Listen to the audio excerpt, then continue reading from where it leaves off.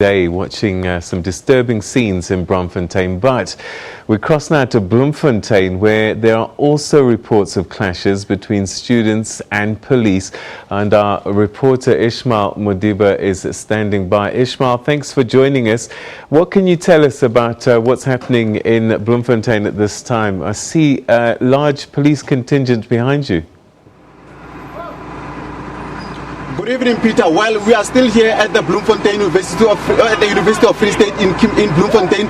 We've been here since this morning, and it's been helter-skelter from this morning, where police arrested over 20 students. And we have been here, and as we left in the afternoon, we are told that in the evening at 6 o'clock, the student leadership, that is the free movement student that is advocating for the fees must fall, were about to give us a press briefing as to what transpired and to give us a lowdown and the plan for tomorrow. But just before that press briefing could start, they were shooting outside, and we have been moving with the police outside. Some of the students started throwing stones at the building. As you can, where we are, buckets and dustbins have been turned around. Litter has been thrown all over. Some of the windows in some of the buildings have been smashed, and even ourselves, we are at mercy of the police, because some of them are trying to push us out of the way. So for now, the situation, I can tell you that it's tense and volatile. Some of the students have been pushed to their classes, and the police are insisting that they move out and go to some safe places. All right, Ishmael, give us a sense of what happened today. Were classes supposed to have started, and that these students have been trying to disrupt them? And did they actually take place, or is the university shut down?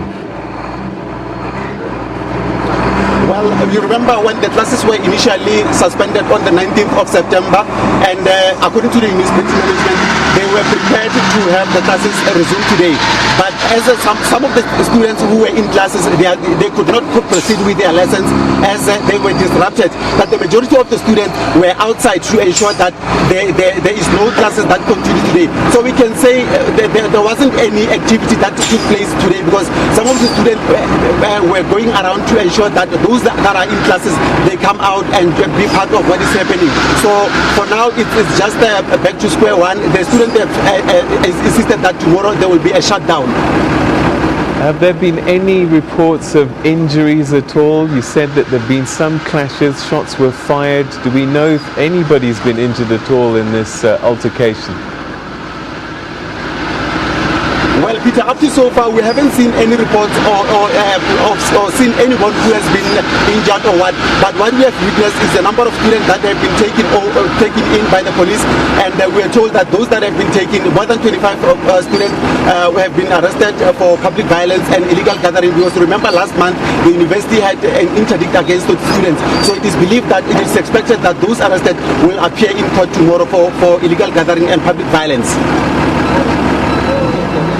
All right, Ishmael, that's where we're going to leave it for the time being. That's Ishmael Modiba, who's in Bloemfontein there, reporting to us and telling us about more disturbing scenes where clashes between protesting students and police have been taking place this evening.